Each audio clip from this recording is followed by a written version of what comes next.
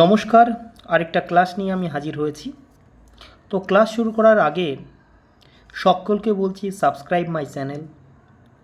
যদি সকলে সাবস্ক্রাইব করে তাহলে আমি উৎসাহ পাব, সেই উৎসাহ নিয়ে আমি নতুন নতুন ভিডিও আপলোড করব।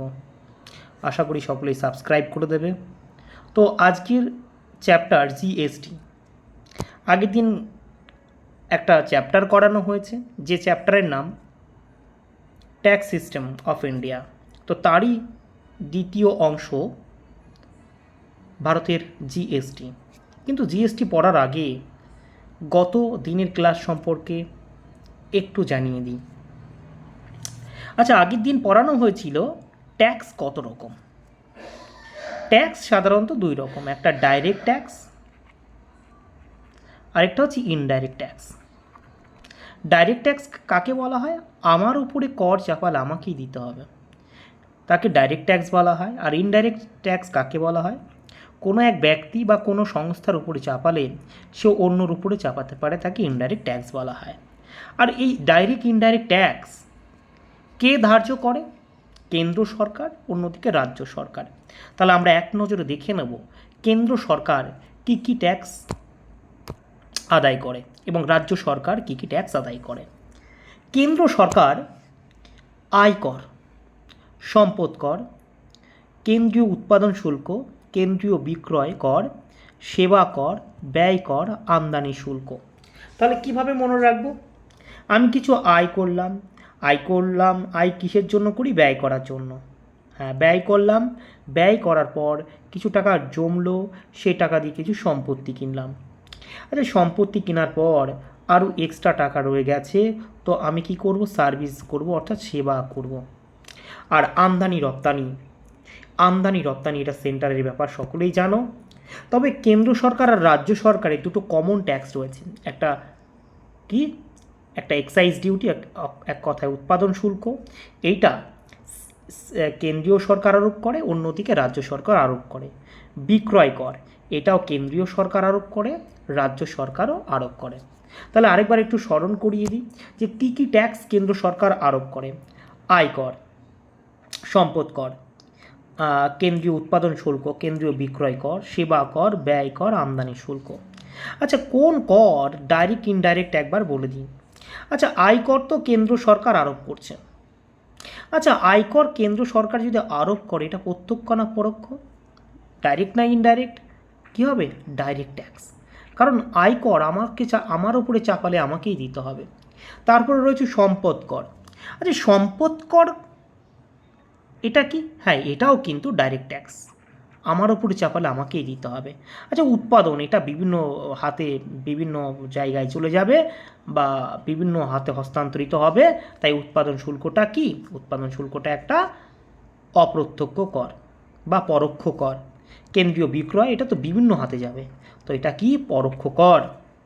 সার্ভিস ট্যাক্স বলতে কি বোঝায়? আমরা যে সার্ভিস পাচ্ছি, হসপিটাল, রাস্তাঘাট, দোকান, বিভিন্ন জায়গায়, তো এই ট্যাক্সগুলো তো কী হবে? বিভিন্ন হাতে হস্তান্তরিত হবে, তাই সার্ভিস ট্যাক্স কি? এটা পরোক্ষ কর।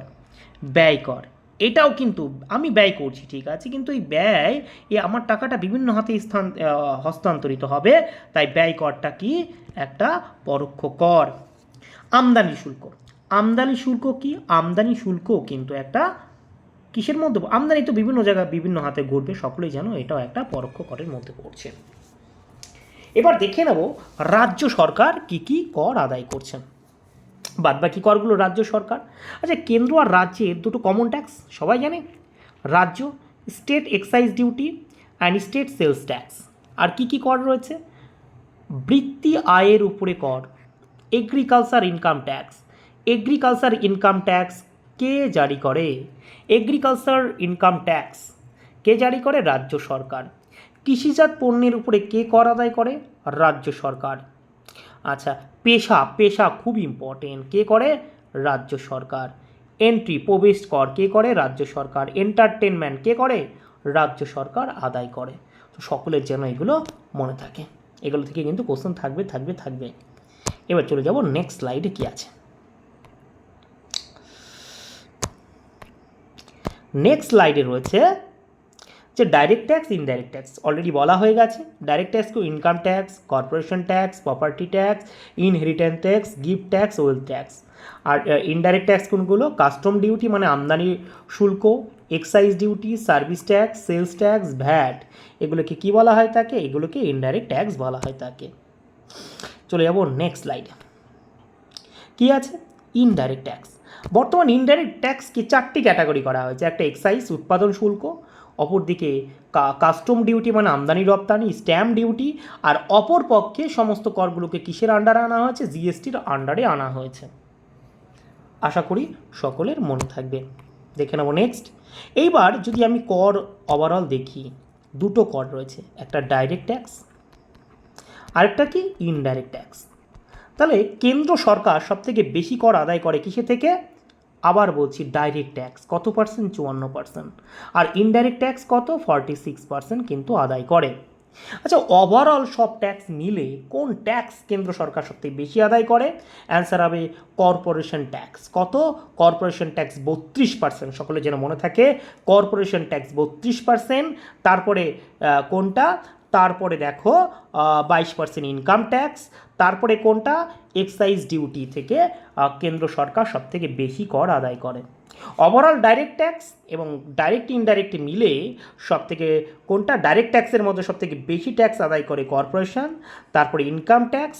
আর ইনডাইরেক্ট ট্যাক্সের মধ্যে সবথেকে কেন্দ্র সরকার ইনডাইরেক্ট অপ্রত্যক্ষ কর থেকে, অপ্রত্যক্ষ কোন ট্যাক্স থেকে সরকার সবথেকে বেশি আদায় করে? Excise duty. এক্সাইজ ডিউটি মনে থাকবে, আশা করি মনে থাকবে। এবার চলে আসি রাজ্য সরকার। তাহলে রাজ্য সরকার সবথেকে বেশি কর আদায় করে কিসে থেকে? অ্যান্সার হবে sales tax. Sales tax, sales tax. আশা করি মনে থাকবে সকলের। চলে যাব নেক্সট স্লাইডে। কি আছে? হ্যাঁ, বিভিন্ন ট্যাক্স সম্পর্কে বলা আছে, সেগুলো নিয়ে একটু আলোচনা করব। প্রথম রয়েছে কর্পোরেশন ট্যাক্স। আচ্ছা, কর্পোরেশন ট্যাক্স কাকে বলে জানা আছে কারো? হ্যাঁ, কর্পোরেশন ট্যাক্স একটি কোম্পানির অর্জিত লাভের উপরে যে কর আরোপ হয় তার নাম কি? তার নাম হচ্ছে কর্পোরেশন ট্যাক্স। অর্থাৎ কোম্পানির উপরে, সেই ক্ষেত্রে একটা কোম্পানির উপরে একটা ট্যাক্স জারি হয় এবং কোম্পানির ব্যক্তির আয়ের উপরে যে ট্যাক্স আরোপ হয় তার নাম কি? Corporation tax. তো কর্পোরেশন ট্যাক্সের বিভিন্ন ক্যাটাগরি রয়েছে। যেমন 2.5 লাখের নিচে বা 2.5 লাখ পর্যন্ত ট্যাক্স কত নেবে? 25%। আর 2.5 লাখের উপরে কত নেবে? 30% নেবে। আশা করি সকলেরই মনে থাকবে। আরেকটা ইনফরমেশান, খুবই ইম্পর্টেন্ট ইনফরমেশান, সেটা ভারতের কর্পোরেট করের দর এই বিশ্বের সর্বনিম্ন। মানে বিশ্বের মধ্যে কোন দেশ সবথেকে কর্পোরেট কর কম কাটে? অ্যান্সার হবে কি? অ্যান্সার হবে ভারতবর্ষ। পরের ইম্পর্টেন্ট একটা ট্যাক্স রয়েছে MAT, MAT, MAT. MAT tax এখানে ওই কর্পোরেশন ট্যাক্সের মতোই প্রায়। এটা চালু হয় কত? 1997-98 সালে ম্যাট ট্যাক্স চালু হয়। তো এটা এই নিয়ম কি, যে কোনো কোম্পানি খুব কম আয় করছেন, তো তাদের উপর একটা মিনিমাম ট্যাক্সের রেট চাপানো হয়। সেই ট্যাক্স রেট কত? 18.5%। বর্তমান কত? 18.5%। আশা করি মনে থাকবে।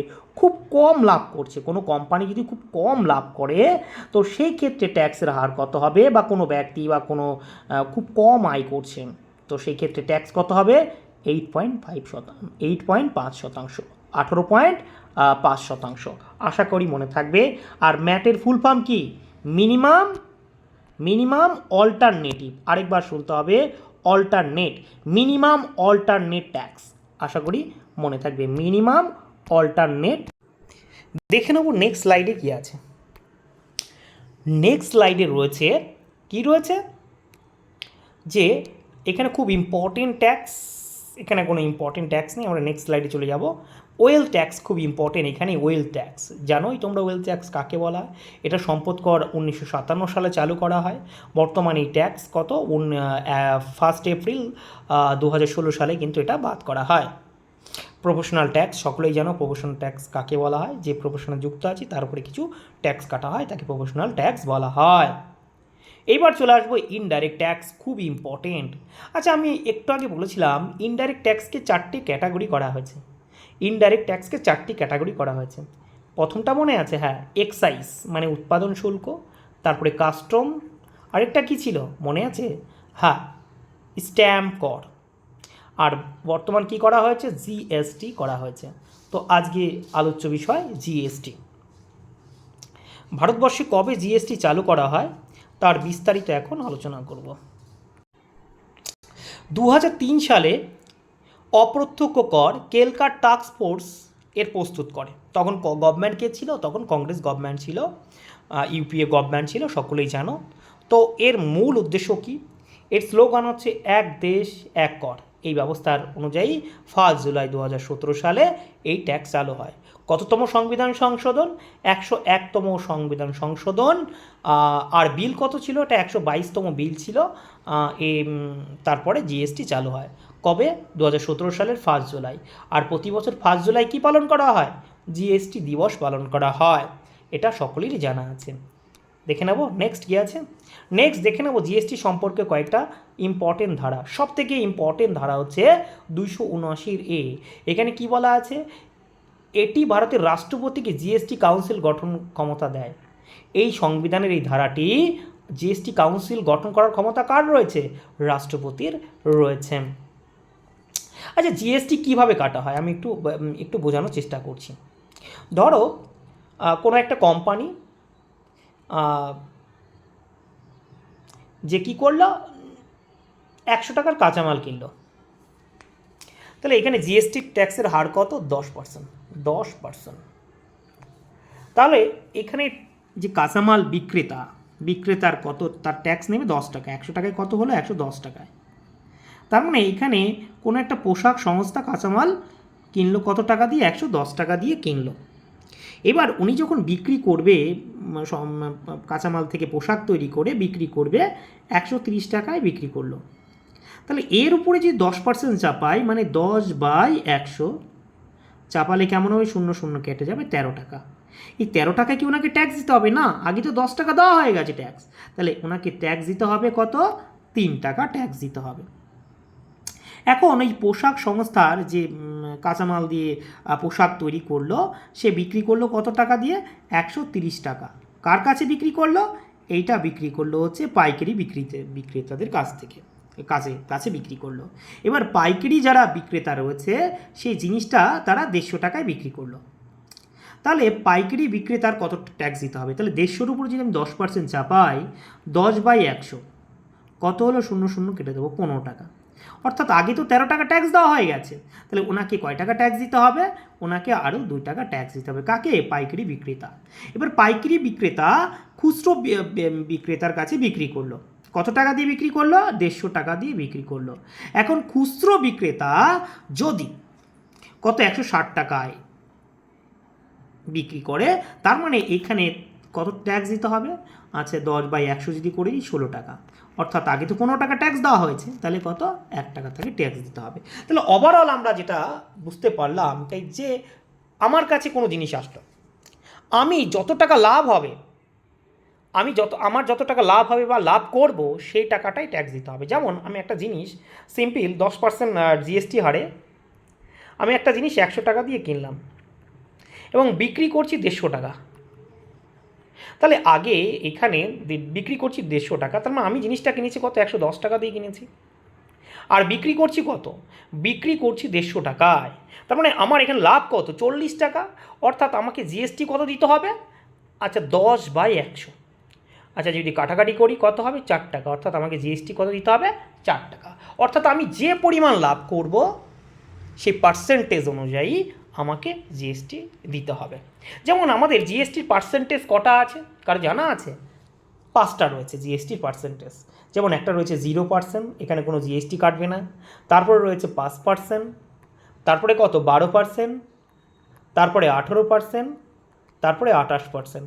অর্থাৎ বিভিন্ন দ্রব্য রয়েছে যার উপরে এই পার্সেন্টেজগুলো কাটে। তাহলে ক ধরনের পার্সেন্টেজ রয়েছে জিএসটির? 5 ধরনের: 0%, 5%, 12%, 18%, 28%। আমি বিস্তারিত আলোচনা করব। আচ্ছা, নেক্সট স্লাইডে দেখে নেব কি আছে। নেক্সট স্লাইডে দেওয়া আছে যে অ্যাকচুয়াল জিএসটি কীভাবে জিএসটি কোন বিল কোন আইনের মাধ্যমে পাশ হলো। আচ্ছা জিএসটি কোন আইনের মাধ্যমে বা কোন বিলের মাধ্যমে পাশ হয়েছে? আচ্ছা সংবিধান সংশোধনী কত? 101তম সংবিধান সংশোধনী। আর বিল নাম্বার কত? 122তম বিল। আমরা চলে যাব নেক্সট স্লাইড। আচ্ছা নেক্সট স্লাইড দিয়ে চলে যাই। কেন্দ্র সরকার আরোপিত কর, রাজ্য সরকার আরোপিত কর অলরেডি আমার পড়ানো হয়ে গেছে, তো আমরা স্কিপ করব, দেখে নেব কী রয়েছে। এগুলো অলরেডি পড়ানো হয়ে গেছে। আচ্ছা কর কত রকম? কর 5 রকম হয় জিএসটির। কি? একটা হচ্ছে 0%, একটা 5%, একটা 12% আর 18%। আচ্ছা ঠিক আছে, পরে আলোচনা করছি। জিএসটির বাইরেও কিছু রয়েছে, সেগুলো পরে আলোচনা করছি। 0% কী কী রয়েছে যেগুলো খুব দরকার আমাদের জীবনে, খুবই দরকার সেইগুলো, যেমন কি দামি জীবনদায়ী ওষুধ, ভারত বাংলাদেশের সীমান্তে হাটে বিক্রি হওয়া পণ্যের, তারপরে বিভিন্ন ওষুধ, এগুলো কত? 0% রয়েছে। 5% কিছু রয়েছে, 12%, 18% রয়েছে। আচ্ছা এখানে কিছু সাজেশন করে আমরা করবো একটু পরে। তো এই 5 ধরনের কর রয়েছে। আচ্ছা এখানে জিএসটির ব্যাপার নিয়ে জিএসটি কাউন্সিল তৈরি হয়েছে। আচ্ছা জিএসটি কাউন্সিল গঠন কে করে? রাষ্ট্রপতি। কত নম্বর ধারায় আছে? 279 এতে রয়েছে। আর এখানে জিএসটি কাউন্সিল গঠনের এখানে সভাপতি কে হন? জিএসটি কে সভাপতি হয়? অর্থমন্ত্রী হয়। তাছাড়া এদের মধ্যে কেন্দ্রীয় অর্থ সমস্ত রাজ্যের অর্থমন্ত্রীরাও থাকেন। তাহলে এখানে কি জিএসটি কাউন্সিলের কেন্দ্র অর্থমন্ত্রী সভাপতি থাকবে এবং অন্যান্য মন্ত্রীরাও থাকবে। আচ্ছা উপসভাপতি রাজ্য সরকারের মন্ত্রীদের মধ্যে থেকে একজন হবে। তাহলে এই যে এখানে যে অর্থমন্ত্রীরা আসলো, উপসভাপতি তাদের মধ্যে থেকে নির্বাচিত হবে। আচ্ছা কোরাম মোট শতাংশ কত? 50%। আরেকবার শুনতে হবে, কোরাম কত? 50%। সংকটের জন্য 75% সদস্য উপস্থিত থাকবে, তাদের ভোট দিতে হবে। আশা করি মনে থাকবে। আচ্ছা এই জিএসটি কাউন্সিলে কতগুলো সদস্য থাকে বা কত সদস্য থাকে জানা আছে কারো? হ্যাঁ 33 জন সদস্য থাকে। 33 জন সদস্য থাকে জিএসটি কাউন্সিলে। 33 জন সদস্য থাকে। 2 জন আসে ফেডারেল গভর্নমেন্ট থেকে, 31 জন আসে 28টা যে আমাদের রাজ্য রয়েছে, আর 3 জন আসে ইউনিয়ন টেরিটরি অর্থাৎ কি কেন্দ্রশাসিত অঞ্চল থেকে আসে। আশা করি মনে থাকবে সকলেরই। দেখে নেব নেক্সট স্লাইড কী রয়েছে। নেক্সট স্লাইড খুব ইম্পর্টেন্ট। জিএসটির বাইরেও কিছু রয়েছে। কী কী রয়েছে? পেট্রোল। এই পেট্রোল কিন্তু জিএসটির আন্ডার বাইরে রয়েছে। এখানে কিন্তু 0% বা 5% বা 12% বা 18% বা 28% ট্যাক্স নয়, এখানে ট্যাক্সের পরিমাণ কিন্তু যে কোনো ইচ্ছা মতন সরকার বসায়। আচ্ছা ডিজেল, পেট্রোল ডিজেলের মতো। আচ্ছা মদ, এটা কিন্তু জিএসটির বাইরে রয়েছে। কি? পেট্রোল জাতীয় দ্রব্য আর মদ জাতীয় দ্রব্য, এইগুলো কিন্তু জিএসটির বাইরে রয়েছে। আশা করি সকলের মনে থাকবে। নেক্সট কি আছে? আচ্ছা জিএসটি সংক্রান্ত কয়েকটা ধারা রয়েছে, আমরা দেখে নেব। সবথেকে ইম্পর্টেন্ট ধারা 275 নম্বর ধারা। কেন? এখানে কেন্দ্র সরকার রাজ্য সরকারকে অর্থ প্রদান, অর্থ সাহায্য করবে। আচ্ছা কেন্দ্র সরকার আর রাজ্য সরকারের মধ্যে যে অর্থ, সেটা কত পার্সেন্ট হারে লেনদেন হবে, এটা কে ঠিক করে? অ্যান্সার হবে অর্থ কমিশন। কী হবে? অর্থ কমিশন। 280 নম্বর ধারায় খুব ইম্পর্টেন্ট, অর্থ কমিশন 5 বছরের জন্য রাষ্ট্রপতি গঠন করবে।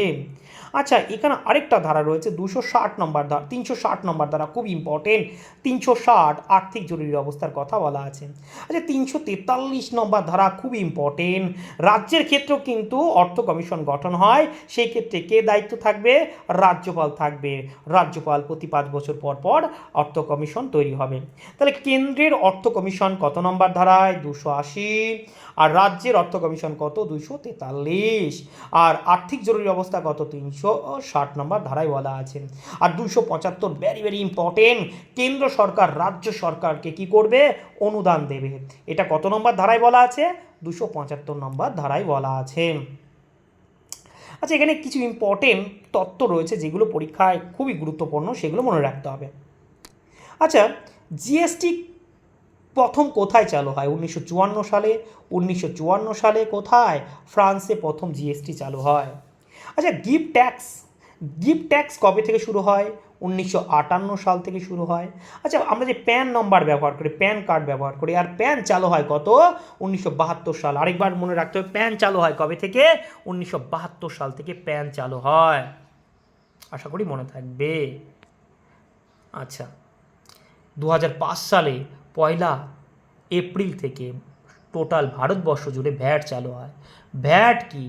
VAT value added tax. যত ভ্যালু বাড়বে ট্যাক্স, যেমন এইখানে আমি 100 টাকার জিনিস কিনলাম 10% হারে, তাহলে 10% তো দিলাম।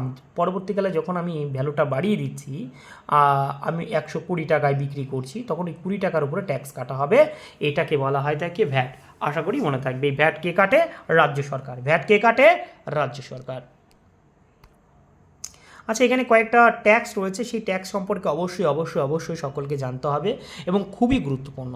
সিন, অ্যাকচুয়াল ইংলিশ সিন মানে হচ্ছে পাপ। সকলেই যেন পাপ, তার মানে এখানে কোনো খারাপ জিনিস বোঝাবে। আচ্ছা, SIN, পণ্য, এমন পণ্য যা সমাজের পক্ষে ক্ষতিকারক বলে বিবেচিত হয়, যেমন অ্যালকোহল, তারপর তামাক, জুয়া, ড্রাগস ইত্যাদি উপরে যে ট্যাক্স কাটা হয় তার নাম কি? Sin tax. অর্থাৎ তামাক জাতীয়, মদ জাতীয় বা অন্যান্য জাতীয়ের উপরে যে ট্যাক্স কাটা হয় তার নাম কি? Sin tax. তার নাম হচ্ছে সিন ট্যাক্স। দেখে নেব নেক্সট। আচ্ছা, খুবই ইম্পর্টেন্ট একটা ট্যাক্স যার নাম টোবিন ট্যাক্স। টোবিন ট্যাক্স কাকে বলা হয় থাকে? এই টোবিন ট্যাক্স কে চালু করেন? নোবেলজয়ী অর্থনীতিবিদ জেমস টোবিনের নাম অনুসারে কিন্তু এটা হয়। এটা মুদ্রার বদল, অর্থাৎ আমি ভারতের টাকা থেকে বাংলাদেশের টাকা বা আমেরিকার ডলার থেকে ভারতের টাকায় কনভার্ট করলাম, এর ফলে যে ট্যাক্স কাটা হয় তার নাম কি? টোবিন ট্যাক্স। সিন ট্যাক্স কাকে বলা হয়? নেশাদ্রব্যের উপরে যে ট্যাক্স কাটা হয় তার নাম সিন ট্যাক্স। আর টোবিন ট্যাক্স কাকে বলা হয়? টোবিন ট্যাক্স। টোবিন ট্যাক্স টোবিন ট্যাক্স টোবিন ট্যাক্স কাকে বলা হয়? টোবিন ট্যাক্স বলা হয় তাকে মুদ্রার বদল। তাকে মুদ্রার বদলের পরিবর্তে যে ট্যাক্স কাটা হয় তার নাম কি? টোবিন ট্যাক্স। আশা করি মনে থাকবে। দেখে নেব নেক্সট কী রয়েছে। নেক্সট রয়েছে, সেই বোঝানোর কথা ছিল যে জিএসটির হার কটা রয়েছে? 5টা রয়েছে।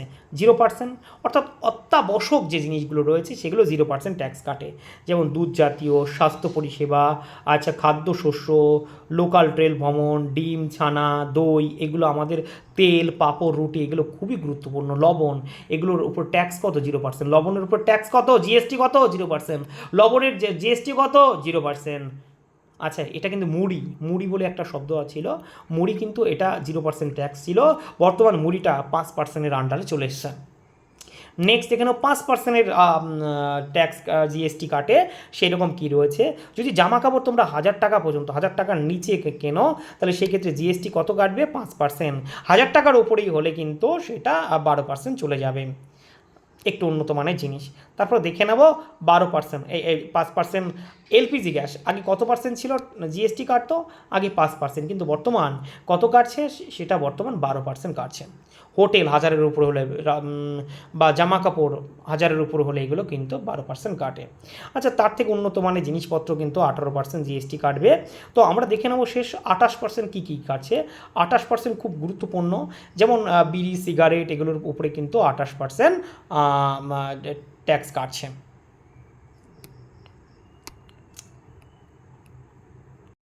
চলো কয়েকটা এমসিকিউ দেখে আজকের ক্লাস সমাপ্ত করছি। প্রথম এমসিকিউ রয়েছে, পার্লামেন্টের অনুমোদনের জন্য অর্থ বিল ব্যতীত অন্যান্য বিল পেশ করতে হয় কোথায়? আচ্ছা, আগে বলি অর্থ বিল কোথায় পেশ করতে হয়। অর্থ বিল প্রথমে পেশ করতে হবে লোকসভায়, আর অন্যান্য বিল, অর্থ বিল ব্যতীত অন্যান্য বিল যে কোনো কক্ষে, পার্লামেন্টের যে কোনো কক্ষে, লোকসভা অথবা রাজ্যসভায় পেশ করা যেতে পারে। যে কোনো কক্ষে অনুমোদন ইন্ট্রোডাকশন হলেই হবে। চলে যাবো, তাহলে এখানে অ্যান্সার কোনটা হবে? অ্যান্সার হবে পার্লামেন্টের যে কোনো কক্ষে। নেক্সট কোশ্চেন কী আছে? ভারতের প্রত্যক্ষ কর কোনটি? বলো, প্রত্যক্ষ কর কোনটা? আচ্ছা, ভ্যাট তো এটা জানোই তোমরা, পরোক্ষ কর। আচ্ছা, জিএসটি তো এটা পরোক্ষ কর। আচ্ছা, শুল্ক কর, এক্সাইজ তো এটা পরোক্ষ কর। তাহলে অ্যান্সার হবে কি? প্রত্যক্ষ কর কোনটা? সম্পদ কর। দেখে নেবো নেক্সট কোশ্চেন কী আছে। জিএসটি ভারতে প্রবর্তন করেন কোন অর্থমন্ত্রী? আচ্ছা, 2017 সালের 1 জুলাই কিন্তু আমাদের কি হয়? জিএসটি প্রবর্তন হয়। তখন অর্থমন্ত্রী কে ছিল? বলো, অরুণ জেটলি ছিল। দেখে নেব নেক্সট কোশ্চেন। আচ্ছা, ভারতের অকৃষিজাত আয়কর কে ধার্য করে? সকলেই জানো কে ধার্য করে? রাজ্য ধার্য করে। খুব ইম্পর্টেন্ট কোশ্চেন। কৃষিজাত অকৃষিজাত আয়কর কে ধার্য করে? রাজ্য সরকার ধার্য করে। নেক্সট কোশ্চেন কি আছে, নিম্নের করগুলির মধ্যে কোনটি কেন্দ্রীয় সরকারের এখতিয়ারভুক্ত? এক কথায় কেন্দ্র সরকার কোন কর আরোপ করে, কি হবে? আচ্ছা, এখানে মদের উপরে অন্তঃশুল্ক, এটা বিভিন্ন রাজ্য সরকার কাটে, জানো তোমরা। আচ্ছা, ভূমি রাজস্ব, এটা তো অবশ্যই জমি সংক্রান্ত সমস্ত রাজ্য সরকার। প্রফেশনাল ট্যাক্স, খুবই গুরুত্বপূর্ণ ট্যাক্স, এটা রাজ্য সরকার কাটে। তাহলে কর্পোরেশন ট্যাক্স, কর্পোরেশন কে কাটে? অ্যান্সার হবে সেন্ট্রাল গভর্নমেন্ট বা কেন্দ্রীয় সরকার।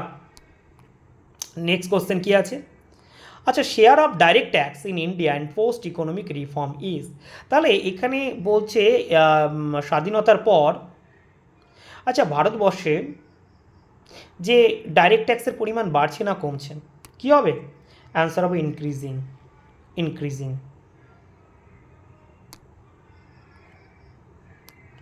দেখে নেব কি আছে, service tax is not levied in which state. এটা আগের কোশ্চেন, বর্তমান সার্ভিস ট্যাক্স জম্মু কাশ্মীরেও ধার্য করা হয়েছে। সার্ভিস ট্যাক্স কি হবে? এটা জম্মু কাশ্মীরে ধার্য করা হতো না, বর্তমানেও জম্মু কাশ্মীর কিন্তু ধার্য করা হয়।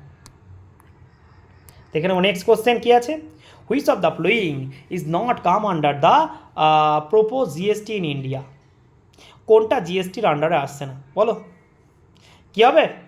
অ্যান্সার হবে পেট্রোলিয়াম প্রোডাক্টস। কী কী জিএসটির আন্ডার নেই? পেট্রোলিয়াম প্রোডাক্টস এবং মদ জাতীয় দ্রব্যগুলো কিন্তু আমাদের কিসে, অ্যালকোহল জাতীয় দ্রব্যগুলো আমাদের জিএসটির আন্ডারে নেই।